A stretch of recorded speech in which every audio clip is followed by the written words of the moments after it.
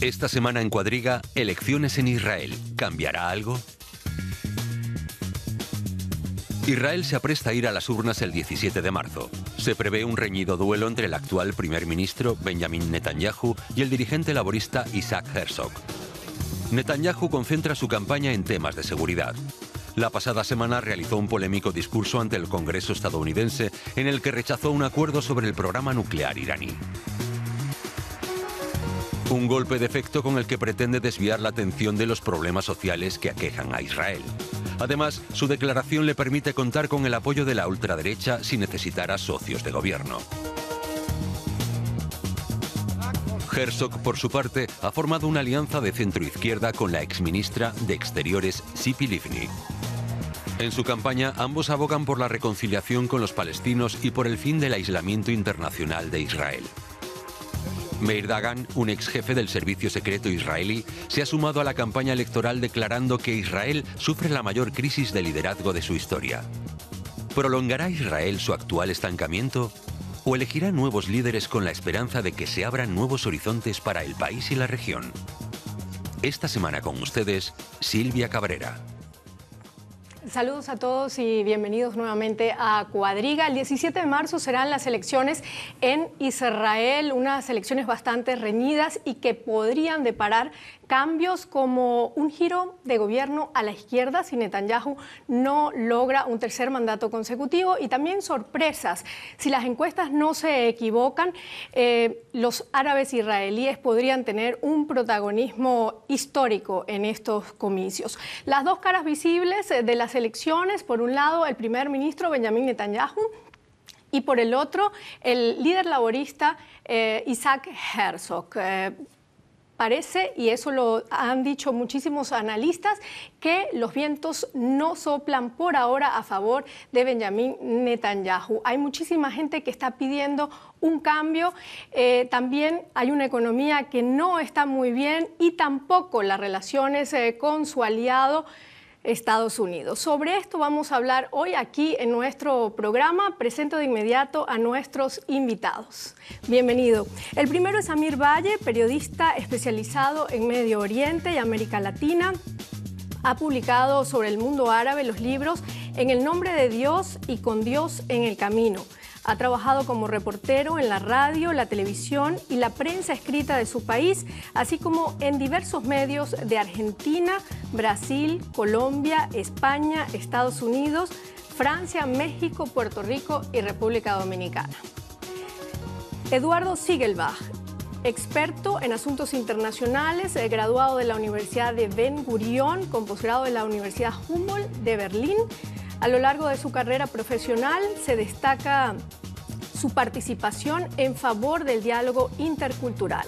A través del trabajo como traductor, intérprete y coach, aboga por soluciones pacíficas para conflictos multifacéticos. Ha vivido en Israel ininterrumpidamente desde inicios de 1997 y fines del 2006. Espero decir su nombre bien en este programa. Muchas gracias. Burkhard Birke, tras finalizar sus estudios de ciencias económicas, comienza a trabajar en 1982 como periodista en Radio Sarre.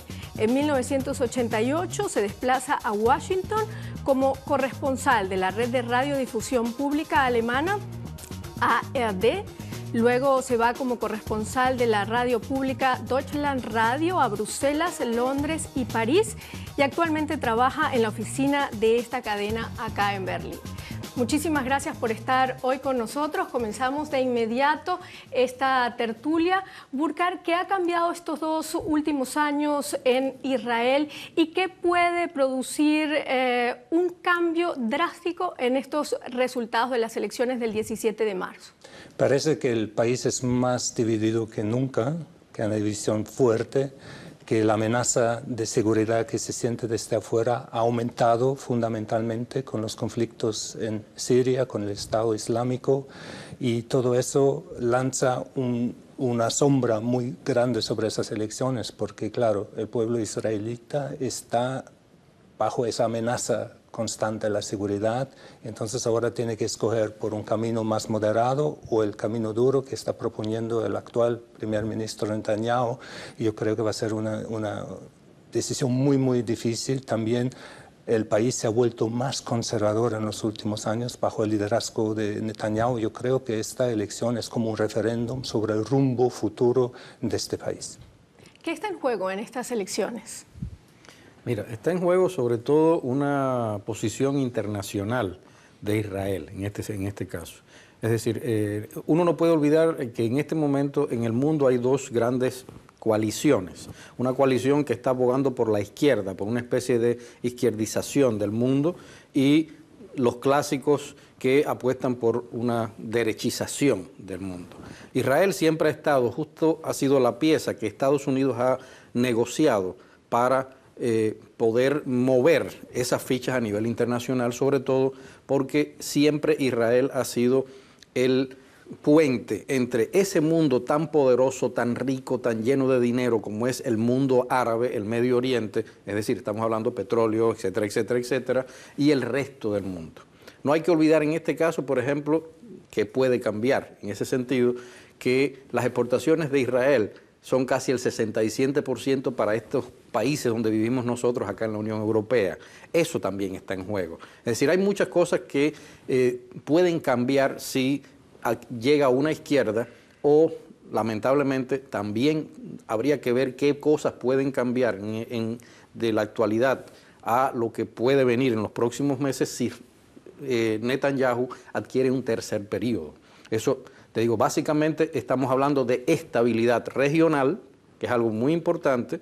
O sea, se está discutiendo las posibles vías para una estabilidad regional, y además se está buscando, en este caso se está poniendo en juego una posibilidad de estabilidad no solamente comercial, sino también incluso militar en la región de este lado del mundo, representando esa conexión entre Estados Unidos, los intereses que Estados Unidos tiene en esta área del mundo a través de su eterno aliado, que es Israel. Ya vamos a hablar sobre esas relaciones de Estados Unidos con Israel, y además de este último discurso que muchos han tildado de provocador de Netanyahu en el Congreso de Estados Unidos. Sin embargo, antes quiero hablar del Benjamín Netanyahu. ¿Es posible un cambio? Esa es la pregunta que todo el mundo se hace, pero mi pregunta a ti sería: ¿cuál es la popularidad que tiene en estos momentos Benjamín Netanyahu? ¿Qué le está pidiendo la población? Viendo en total la situación en la que Netanyahu se ha desenvuelto en los últimos años, uno podría decir que tiene mucha más popularidad de lo que tenía hace unos pocos años, cuando no había llegado ni siquiera un 9% de votos en las elecciones pasadas, y en estas últimas elecciones superó ampliamente a sus competidores. Si uno tiene presente que, por ejemplo, antes había salido en segundo lugar después de Tzipi Livni en elecciones anteriores, y sin embargo se mantuvo en el gobierno, uno puede entender que aquí lo que está en juego no es solamente la elección del personaje, sino la capacidad que tiene de generar alianzas que le permiten gobernar. Uno tiene que tener en cuenta ahí que lo que está ocurriendo también en paralelo es que la gente que no se ve representada por el sistema ha dejado de votar. Y uno puede ver, por ejemplo, una caída impresionante en la cantidad de votantes que antes rondaba por arriba del 80%, a un casi 64% actualmente.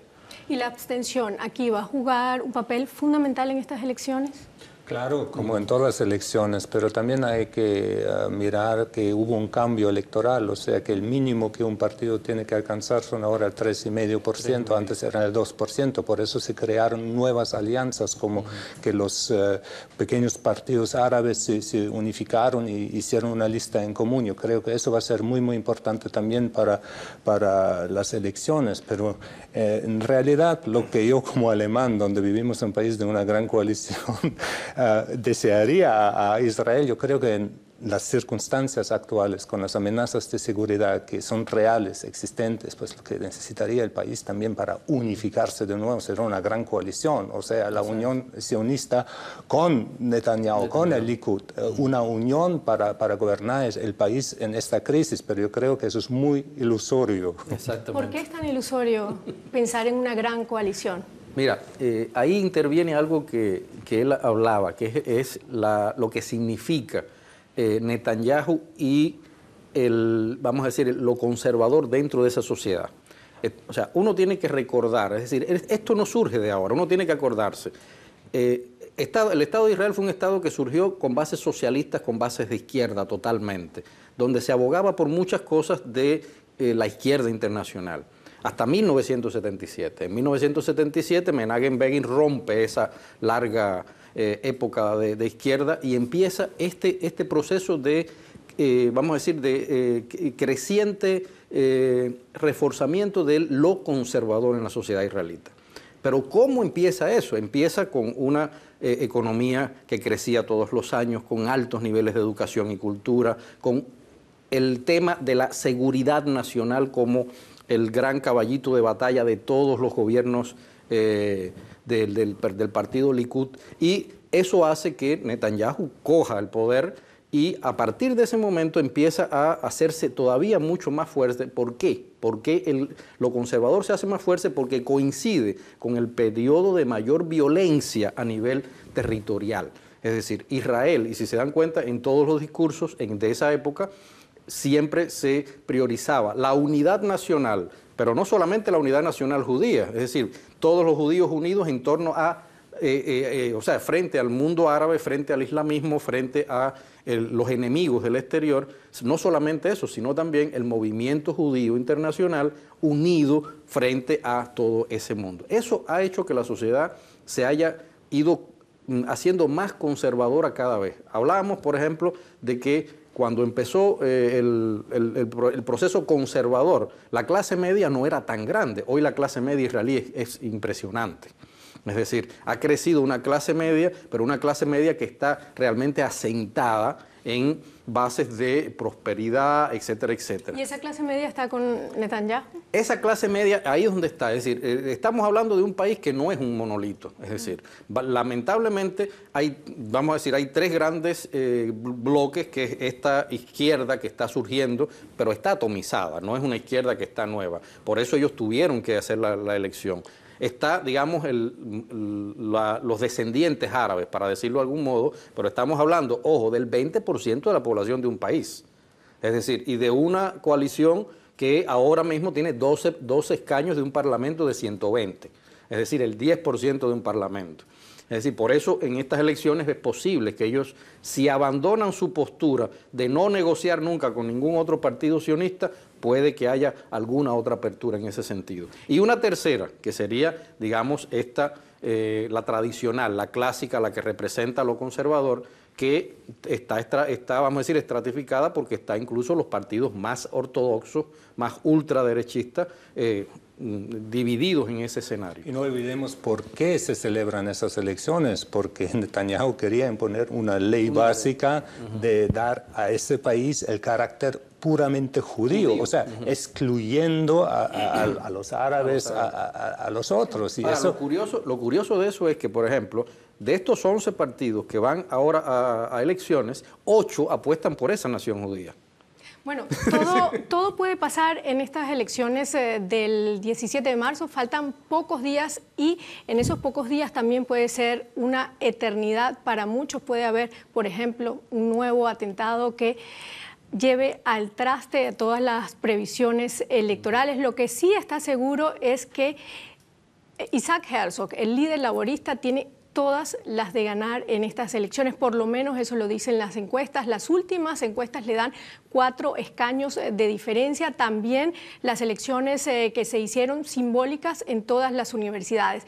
¿Quién es este hombre que podría quitarle el poder a Benjamín Netanyahu? Veamos. Para muchos, Isaac Herzog encarna el cambio político en Israel. El abogado de 54 años centra la intensa campaña de la coalición Unión Sionista. Estamos ante una ocasión histórica de cambio.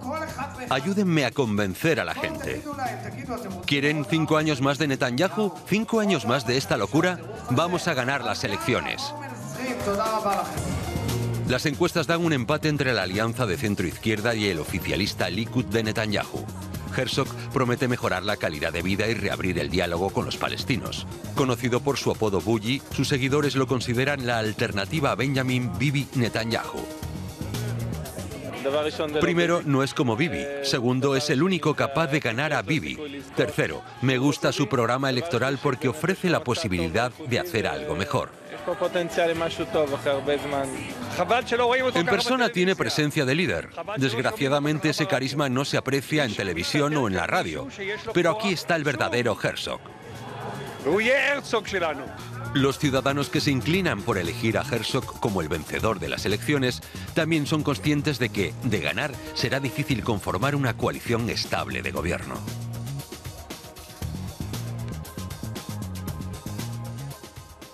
Bueno, será difícil conformar una gran coalición, no solamente para Herzog, sino también para Netanyahu, si logra ganar las elecciones, como ya lo dijimos anteriormente. Sin embargo, quiero saber la situación de la izquierda en estos momentos. ¿Qué tan fuerte es la izquierda en Israel en estos momentos? La izquierda se ha visto demasiado debilitada desde el 2006, cuando falló las predicciones que habían hecho sobre lo que implicaría retirar los asentamientos de la Franja de Gaza.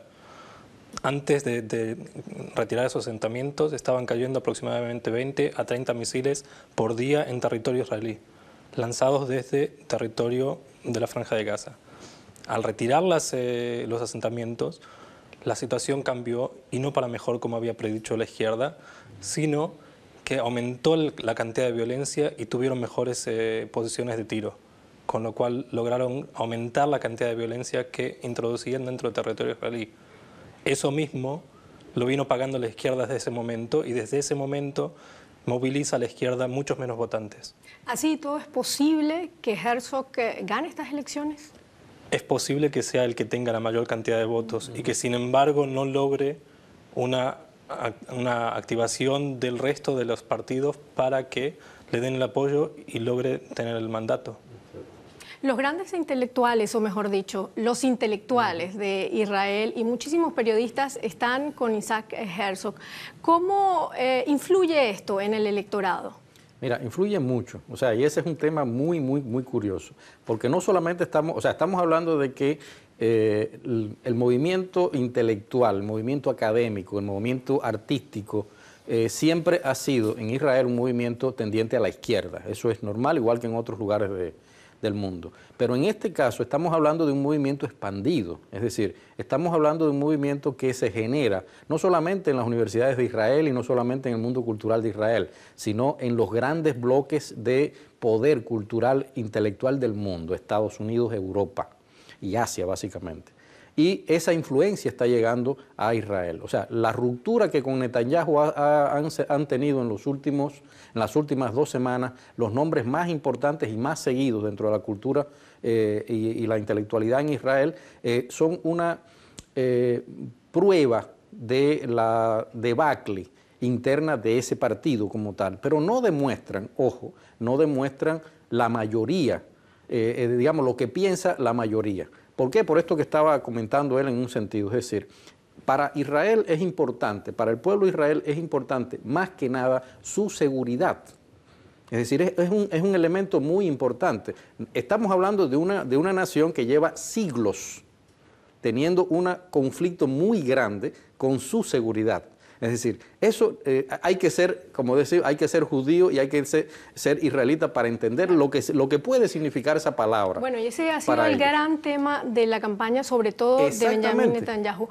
¿Qué plantea en esta campaña electoral y para un posible gobierno Isaac Herzog? Bueno, el problema principal también son las relaciones con Estados Unidos, donde según la mayoría de la gente en Israel, Netanyahu metió la pata porque fue invitado por el Congreso, por la fracción de los republicanos, fue allá y dio su discurso, pero se deterioraron las relaciones con Obama, con el presidente, y no olvidemos que Israel recibe $3.000 millones en ayuda militar cada año, que Israel, su seguridad depende de Estados Unidos, y yo creo que el sentimiento en gran parte de la población de Israel en este momento es que con Netanyahu, si él sigue, pues se pone en duda la relación buena que tenemos con Estados Unidos, se pone en duda la seguridad. Entonces yo creo que eso va a ser un factor que influye en esta situación, las elecciones. ¿Qué propone Herzog? Herzog, de todas formas, en Netanyahu vemos una distancia, un distanciamiento de la propuesta de dos estados para una paz duradera en el Medio Oriente. Herzog está a favor de una solución, aunque yo me pregunto, entre tanto, que si con tantos colonos en la Cisjordania, si se podrá hacer, si no hablaríamos mejor de un gran Estado israelita, pero ahí no se puede hablar de un Estado con carácter judío únicamente, exclusivamente, sino una confederación incluyendo Cisjordania, porque yo no creo que el ejército israelita se va a retirar en esta situación, con el conflicto en Siria, de este territorio para abrirle campo a un Estado palestino, donde de pronto surge no solamente el Hamas, Hezbollah, sino el Estado Islámico. No creo. Por eso creo que deberíamos ser un poco ingeniosos e inventar otras soluciones. Pero en principio Herzog está mucho más a favor de unas negociaciones de paz. ¿Y cómo va a influir, cómo va a influir, Eduardo, una victoria de Herzog en este proceso de paz del que está hablando él? La victoria de Herzog podría indicar que se abre la posibilidad de negociaciones y se abre la posibilidad de desconflictuar la situación, especialmente en Cisjordania. Lamentablemente esa no es la realidad en la Franja de Gaza, donde está el Hamas y donde ha ganado por las armas el gobierno al-Fatah. ¿Tú qué opinas? Sí, no, yo quería, además de esto, decir algo que creo que no se puede olvidar en relación con Estados Unidos. En Estados Unidos esto de Netanyahu no empieza ahora. Es decir, Netanyahu hay que posicionarnos. Estamos hablando de un hombre de extrema derecha. Obama es un hombre de la izquierda. Es decir, obviamente, aunque él represente a un país, ahí va a haber un conflicto. O sea, recuérdense incluso aquellas conversaciones que con micrófono abierto en la que él le llegó a decir a Sarkozy, Sarkozy quejándose y diciéndole horrores a Netanyahu, y de pronto Obama dice, imagínate tú yo que tengo que verlo y tratarlo todos los días. O sea, eso no ocurrió ahora, eso ocurrió hace un tiempo atrás. Y desde entonces viene acá. Ahora, ¿cuál es el contrapeso en el que nosotros no podemos olvidar y que yo creo que nadie debe olvidar en relación con cómo Estados Unidos va a influir en esta negociación? Hay una cosa que se llama el AIPAC en Estados Unidos, que es un lobby judío que pone y quita presidentes en Estados Unidos. Y ahí es donde está el error mayor de Netanyahu, lo que más le critican. Ese lobby está muy soportado por por los republicanos. Y al él ir allí y hablar esos horrores, obviamente se tira encima al lobby judío también. Pero en estos momentos, o sea, hará 2 o 3 días, hay una fuerte campaña a nivel internacional de esta institución en Estados Unidos tratando de restaurar la imagen, porque existe un peligro muy grande de que si gana Herzog y se impone un gobierno de izquierda, Estados Unidos, a Obama le quedan 2 años. La posibilidad es republicana del que viene a gobernar, y eso le crearía a Estados Unidos una carga enorme, porque sería un gobierno de izquierda en Israel contra un gobierno de derecha en Estados Unidos. Todo eso Si ha sido un error tan grande, ¿qué fue lo que motivó a Netanyahu a pararse ahí frente al Congreso en contra, si se puede decir, de Barack Obama? Bueno, yo creo que lo que quería o intencionaba era hacer un lobby para su persona, su partido y todo. Él pensaba ganar en las elecciones. Bueno, y en el fondo se le criticó por utilizar eso como plataforma electoral en el extranjero. Pero más escandaloso aún es lo que hicieron los 47 senadores republicanos, intermiscuir en las negociaciones internacionales y cayéndole con la daga en la espalda a Obama, ¿no? Pidiéndole a Irán de no ceder en la cuestión de las negociaciones sobre su futuro nuclear. Entonces yo creo que ahí hay muchos intereses que van en contra, y yo creo que la meta era de que Netanyahu sí pensaba con eso ganar puntos en las elecciones. Pero parece que no funcionó. Y estos efectos entonces se evaporaron, no funcionó. ¿Ha sido malo para estos últimos días de su campaña? Yo creo que sí, yo creo que no le resultó la cuenta, ¿no? Yo creo que él está pagando eso como un error, porque yo creo que la mayoría de los israelitas no ven eso como una buena acción. ¿Tú qué opinas, Eduardo? Yo creo que nos podemos llevar una sorpresa, porque el ataque ese deliberado en contra de Obama es por ahí lo que la extrema derecha, que no lograba movilizar antes Netanyahu, le estaba pidiendo. En caso de que eso fuese realmente la apuesta, ha logrado su cometido, y posiblemente está apostando a tener que puentear los próximos 2 años que le quedan a Obama y luego poder negociar con los republicanos. Bueno, la alianza entre Livni y también Herzog hablan ahora de un referéndum, pero en el sentido de que el país va a votar por el sionismo y el extremismo. ¿Es así lo que va a ocurrir? Bueno, volvemos a la razón por la cual el pueblo está llamado a las urnas, o sea que era esa intención de cambiar la ley fundamental, porque no hay constitución, pero la ley fundamental, y dándole el carácter judío y puramente judío a Israel. Y eso es como sentido o percibido como una exclusión por el 20% de la población de origen árabe, palestino, y por gente que no se siente necesariamente parte de la comunidad judía. Entonces yo creo que sí, es un referéndum sobre el futuro, el rumbo futuro del país. Y en cuanto a la economía, le está bastante mal, los números están bastante mal, sobre todo en el desempleo. ¿Qué ofrece Herzog? Mira, Herzog tiene que ir contra algo que está sucediendo que es muy grave. Primero, la famosa burbuja inmobiliaria en Israel no ha terminado. Estamos hablando de un país en el que los pisos estaban prácticamente subvencionados en muchos casos y hoy están al triple de lo que vale. Eso ha hecho que la población en muchos casos no pueda tener acceso, la población mediana no pueda tener acceso a esa vivienda. Hay graves problemas de vivienda, pero encima de eso, vamos a hablar, por mencionar solo los 2 últimos casos, hay una recesión económica que ellos se niegan a aceptar. Pero cuando uno mira que el Producto Interno Bruto entre el 2013 tenían un 3,5, 2014 un 3,1, es decir, y esa es una tendencia que viene dándose en los últimos 5 años a un descenso, obviamente hay graves problemas. El desempleo, es decir, pero la pregunta sería, ¿cómo un partido de izquierda podría asumir todos esos traumas que están haciendo? Hay dos tendencias que son las que más se comentan. Una vuelta a las ideas originales del laborismo, o sea, aquel socialismo comunitario de los inicios del Estado, y la otra vuelta sería a una especie de socialismo a lo europeo, es decir, un socialismo participativo con capitales, o sea, con cosas de la economía capitalista, es decir, en ese sentido, andan por ahí. Pero la pregunta es esto mismo, ¿lo podrá hacer? Era lo que hablábamos ahorita, ¿lo podrá hacer lograr? ¿Qué coalición podría hacer? Porque lo obvio era lo que decía él, es decir, sería una coalición entre el partido Likud y Herzog, pero eso es casi que impensable.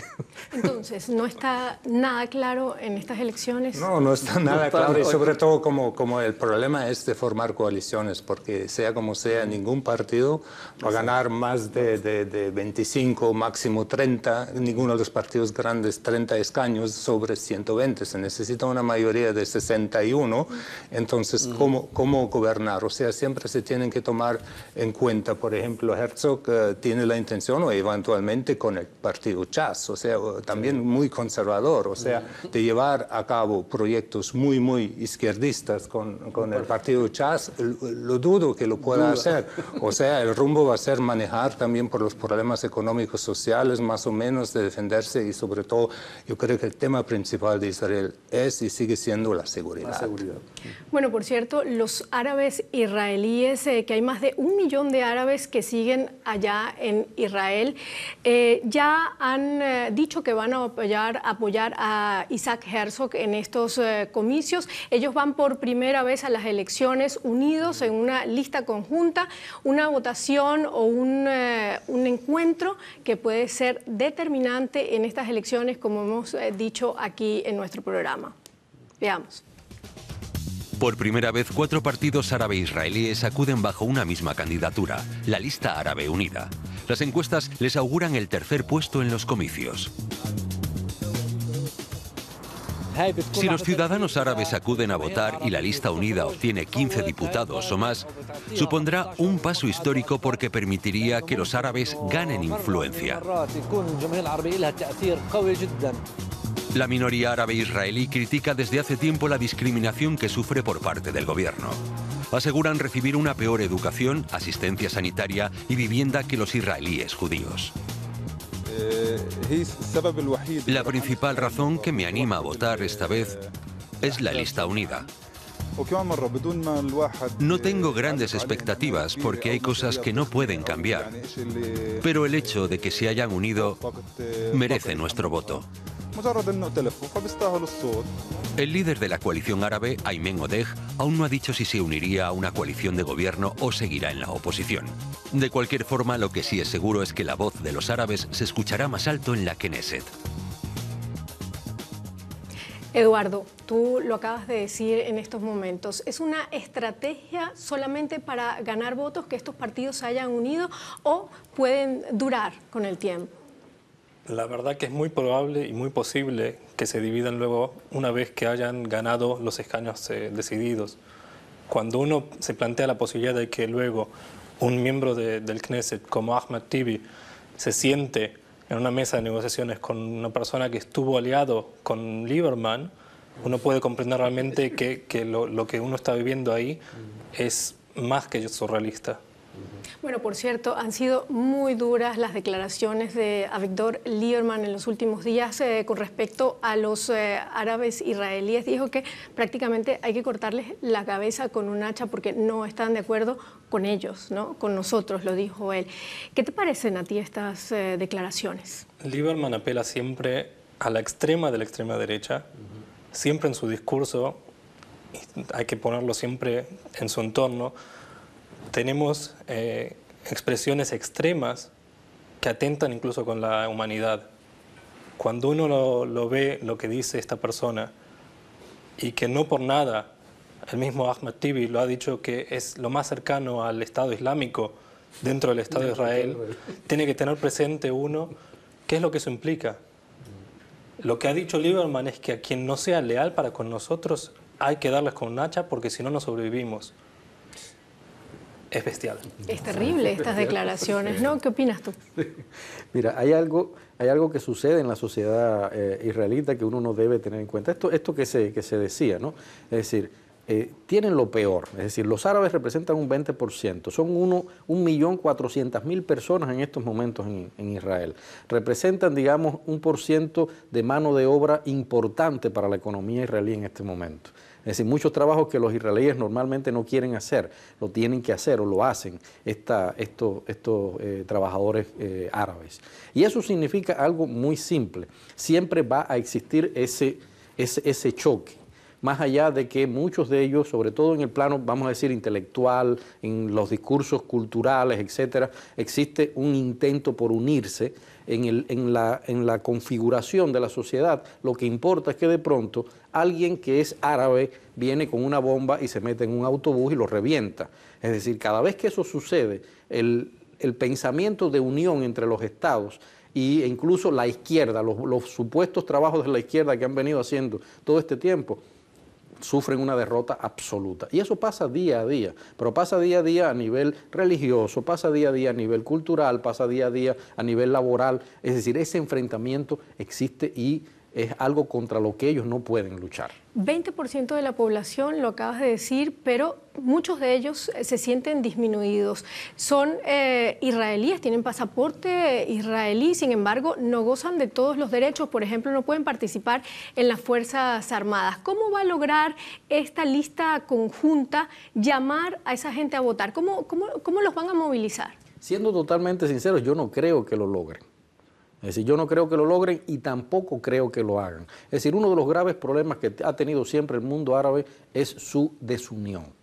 Es decir, los judíos, como quiera que sea, el movimiento sionista internacional ha demostrado una capacidad de unión en sus diferencias que lamentablemente el mundo árabe no ha tenido nunca. Y eso se ve incluso en estos grupos. O sea, el hecho de que la misma población árabe esté aplaudiendo que por primera vez en todos estos años se hayan unido y que les van a dar el voto por eso como una especie de regalo, por el gesto de haberse unido, ya te dice a ti lo que significa para ellos eso. Es decir, no creo que lo logren, no creo que ni siquiera signifique nada, porque repito, aunque todavía no se ha pronunciado abiertamente, el discurso que existe en los distintos medios árabes es que no van a hacer ninguna coalición, y lo dicen claramente, con ningún partido sionista. Burkhard, ¿tú qué opinas al respecto? Pues se ve que naturalmente en las elecciones pasadas el voto árabe era mucho inferior al voto en todo el país, ¿no? Creo que en el 56 en las últimas elecciones y el 65 era para todo para el resto. Entonces, pues la gran esperanza es que esa coalición, aunque soy realista como tú, logre por lo menos, representan el 20% de la población, pero solamente el 10% de los escaños. O sea, que ganen 3 o 4 escaños para por lo menos representar más esta población dentro del Estado. Y yo creo que realmente si ellos tendrían un peso, si habría de pronto la posibilidad de formar un gobierno con Herzog o de dar un voto a favor de un gobierno con Herzog, yo no sé si se van a abstener completamente de la participación en un gobierno que les es más favorable que el actual o que Netanyahu, no sé. Es más una esperanza que una... ¿Tú eres tan negativo como ellos a la hora de ver el futuro de los árabes israelíes? Yo no creo que vayan a llevar tanto porcentaje del voto, porque muchos de los árabes israelíes ven su futuro en mejor posición si eligen a una persona como Herzog que eligiendo a los propios partidos árabes. En la medida en que pierda Herzog, la situación para ellos puede empeorar mucho más si permanece una persona como Netanyahu, que prefiere elegir un aliado como el señor Lieberman. O sea, no hay nerviosismo ante lo que ellos puedan hacer en estas elecciones. El nerviosismo está siempre ahí, es latente. La pregunta que uno tiene que tener siempre presente es ¿qué pasa una vez que está dictaminado cuántos escaños van para cada partido? ¿Qué alianzas vamos a tener que ver? Eso es lo complicado precisamente de este sistema político israelí, ¿no? Sí, uno tiene que ponerse a pensar, en este momento los árabes tienen el 12 escaños. Digamos, la coalición de Herzog tiene 15 y 8, o sea, tiene 23 escaños en este momento. El resto de los escaños están dispersos, están divididos en el resto. Y es decir, es obligatorio una coalición, es obligatorio, era lo que decía Berman. O sea, pero lo importante no es eso, lo importante es que cuando uno analiza las perspectivas, es decir, los 3 grandes puntos es, 1, la posición ante los 2 estados, 2, la nación judía y 3, la capital.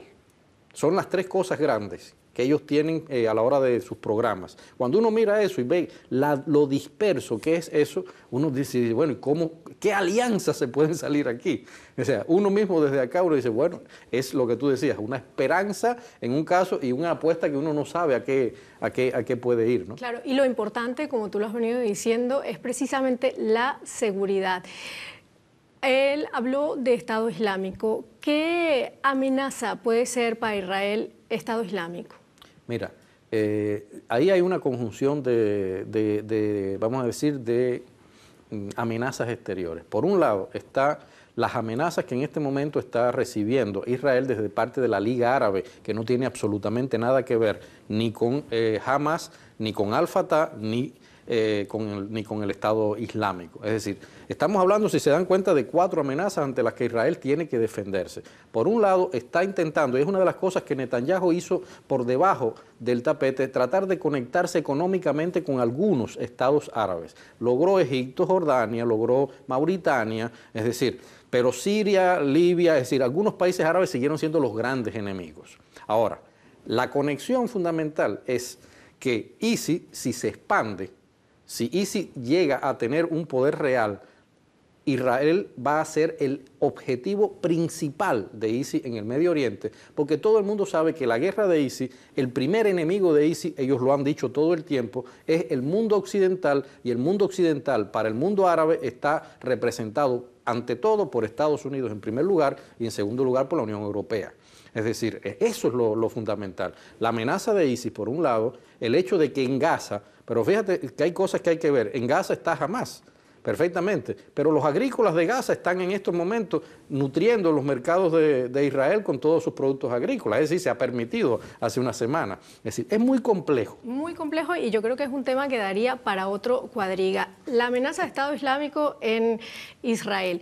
Nos queda muy poco tiempo, quisiéramos ya ir cerrando. ¿cuál es tu visión sobre el futuro que le espera a Israel? ¿Eres positivo en cuanto a esas perspectivas?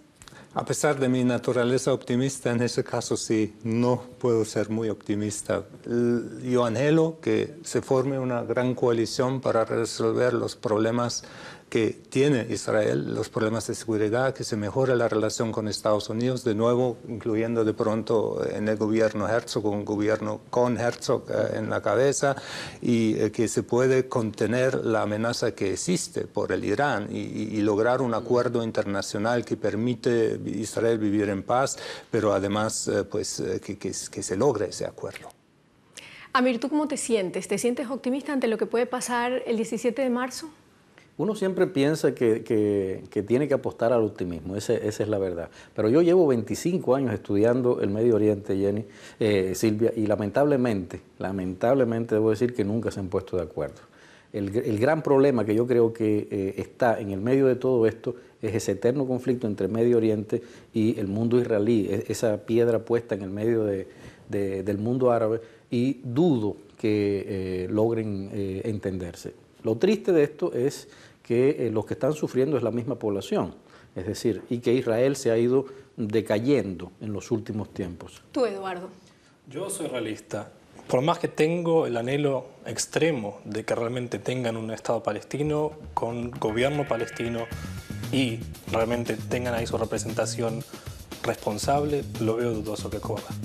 Bueno, tenemos distintas opiniones, pero parecidas. Muchísimas gracias, Eduardo, por estar acá en nuestro programa. Amir, gracias por acompañarnos. Burkhard, muchísimas gracias también en este estreno mío acá en Cuadriga. Gracias a ustedes por habernos acompañado. Sigan acá con nosotros en DW Deutsche Welle y los espero en una próxima oportunidad. Hasta luego.